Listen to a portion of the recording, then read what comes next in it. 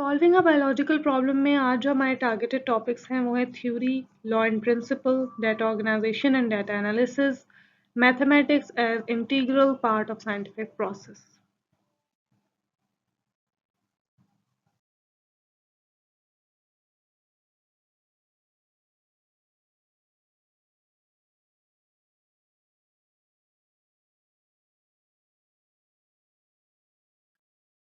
Theory में हम ये पढ़ेंगे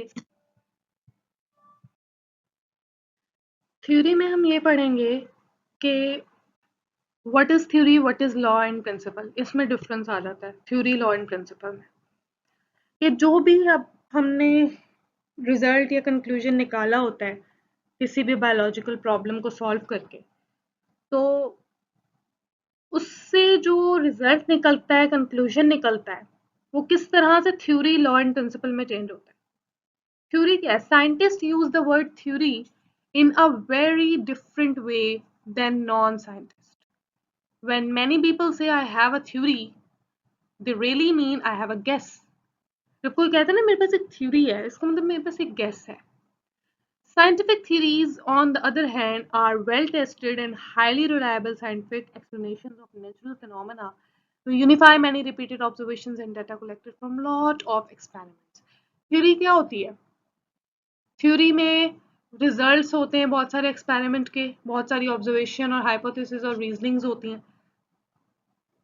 लेकिन theory, जैसे अब theory of evolution है, लेकिन ये थ्योरी है, इस पे बहुत सारी थ्योरी क्या होती है जिस पे बहुत सारे लोग एग्री करते हैं और बहुत सारे ऐसे हो जो एग्री ना भी करते हैं।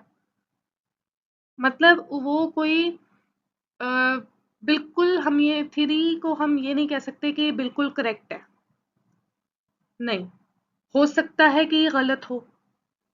तो जो जिस चीज पे आ जाए ना कि हो सकता है ये गलत हो, बहुत सारे लोग डिसएग्री कर रहे हो उस थ्योरी से, बहुत सारे एग्री कर रहे हो, तो उसमें 50-50 चांस आ जाता है, ये सही हो भी सकती है, नहीं भी हो सकती। उस चीज को हम कहते हैं थ्योरी। ऐसे एवोल्यूशन पे बहुत सारे लोग ये कहते हैं हम एज अ मुस्लिम हम थ्योरी ऑफ एवोल्यूशन को नहीं मानते। हम ये नहीं कहते कि हम जी ट्रांसफॉर्म हुए, हम कहते हैं हमें एक इंसान बनाया गया है। हम किसी भी चीज से ट्रांसफॉर्म होकर इंसान नहीं बने। ये नहीं कि पहले बैक्टीरिया था, उससे फिर जी ऑर्गेनिज्म बनते गए और एंड में हम इंसान बन गए। हम इस चीज पे बिलीव नहीं करते। लेकिन ये डार्विन की थ्योरी है। नॉन साइंटिस्ट, नॉन मुस्लिम्स इस पे बिलीव करते हैं, कहते हैं कि हाँ हम इवॉल्व हुए हैं बैक्टीरिया से, लेकिन हम नहीं करते। तो ऐसी चीज जिस पे कुछ लोग बिलीव करते हैं और कुछ ना करते हो, उस चीज को कहते हैं थ्योरी। लॉ एंड प्रिंसिपल क्या है? Scientific law is a uniform और constant fact of nature. Law और प्रिंसिपल वो है कि जिसपे जो एक फैक्ट है, फैक्ट होता है हकीकत, जो एक हकीकत है जिसको कोई डिनाई नहीं कर सकता, इसको सब मानते होंगे, वो लॉ और प्रिंसिपल है। It is virtually an irrefutable theory. Biology is short in laws due to the puzzling nature of life. Life बहुत डाइवर्स है, इसलिए बायोलॉजी में सिर्फ दो ही लॉज है, हार्डी वेनबर्ग लॉ और मेंडल्स लॉ ऑफ इनहेरिटेंस। बस। जो मेंडल का लॉ कहता है ना कि जी एक व्हाइट रोज लें और एक रेड रोज लें, उनकी क्रॉसिंग करवाएं तो पिंक रोज होगा। तो ये जो मेंडल का लॉ है, इसको हम भी मानते हैं, सब मानते हैं कि जब दो चीजें मिलती हैं, उनसे जो उनका प्रोडक्ट बनता है, उसमें उन दोनों चीजों की खसूसियत होती है। इस चीज को हम मानते हैं। हार्डी वेनबर्ग लॉ हो या मेंडल्स लॉ ऑफ इनहेरिटेंस, हम इस चीज को मानते हैं। तो बायोलॉजी में सिर्फ दो लॉज हैं और थ्योरीज बहुत सारी हैं। तो लॉ एंड प्रिंसिपल क्या होता है? जिसको सब मानते हो, जो एक फैक्ट हो, हकीकत हो, जिसे कोई डिनाई ना कर सके, अनडिनाइबल चीज। और थ्योरी क्या होती है?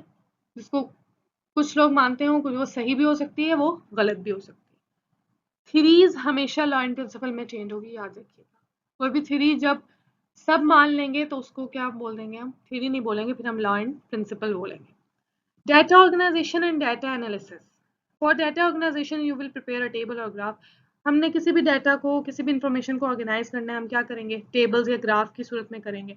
Don't throw out data points you think are bad or that don't support your predictions. Some of the most incredible discoveries in science were made because the data looked wrong Once you have recorded the data, you may need to perform a mathematical analysis to support or refuse your hypothesis. आपने कोई भी data collect किया है तो आपने उसको mathematically analyse करना है ताकि आप देखें कि ये सही भी है या गलत। कोई भी ऐसी गलत चीज़ डालने से हमारी जो सारी मेहनत है उस पर पानी फिर जाता है। हमने जब भी किसी डाटा को ऑर्गेनाइज करना हमें ये मेक श्योर करना है कि ये सही हो। डाटा एनालिसिस में हम क्या करते हैं, स्टेटिस्टिकल मेथड है, स्टैट्स में हम डाटा एनालिसिस पढ़ते हैं। रेशियो और प्रोपोर्शन इसमें अप्लाई होता है डाटा एनालिसिस में। इसमें क्या होता है, रेशियो कंपैरिजन है दो वैल्यूज का, ठीक है। एक फ्लावर है, उसके 4 सेपल्स हैं और 12 पेटल्स हैं, तो 4:12 आएगा। और 4 1s are 4 और 4 3s are 12 होता है, तो 1:3 भी आ सकता है, ठीक है।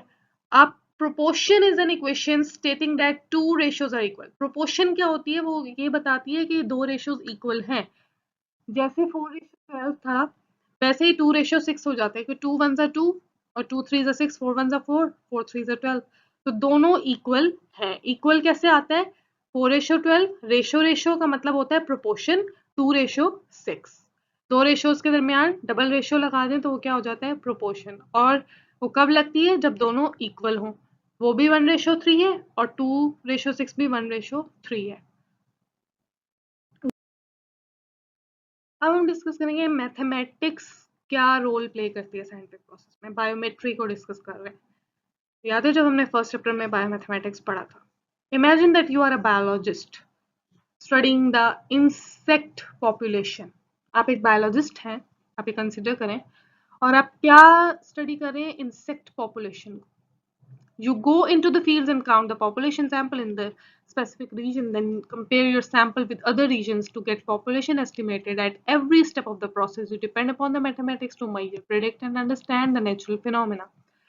आप एक बायोलॉजिस्ट हैं, आप इंसेक्ट पॉपुलेशन को डिस्कस कर रहे हैं, तो आप क्या करेंगे, आप एक फॉर एग्जांपल एक जगह पे जाएंगे, वहां पे जितने इंसेक्ट होंगे आप उन्हें काउंट करेंगे, उनकी पॉपुलेशन को लिखेंगे। ये क्या है, मैथ है।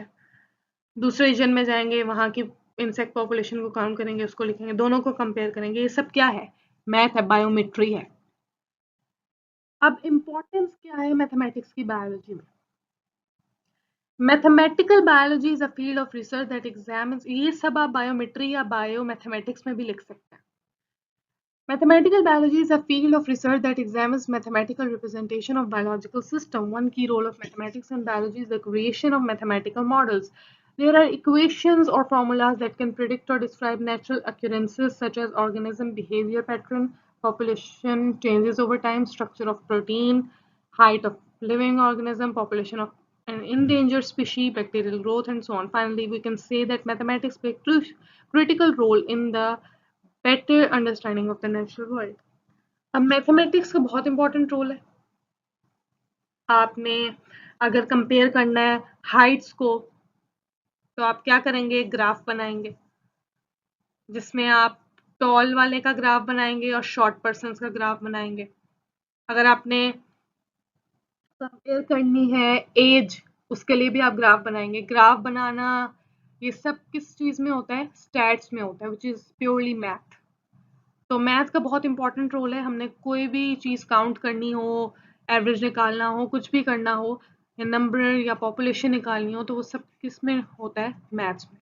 तो मैथ्स का बहुत इंपॉर्टेंट रोल है बायोलॉजी।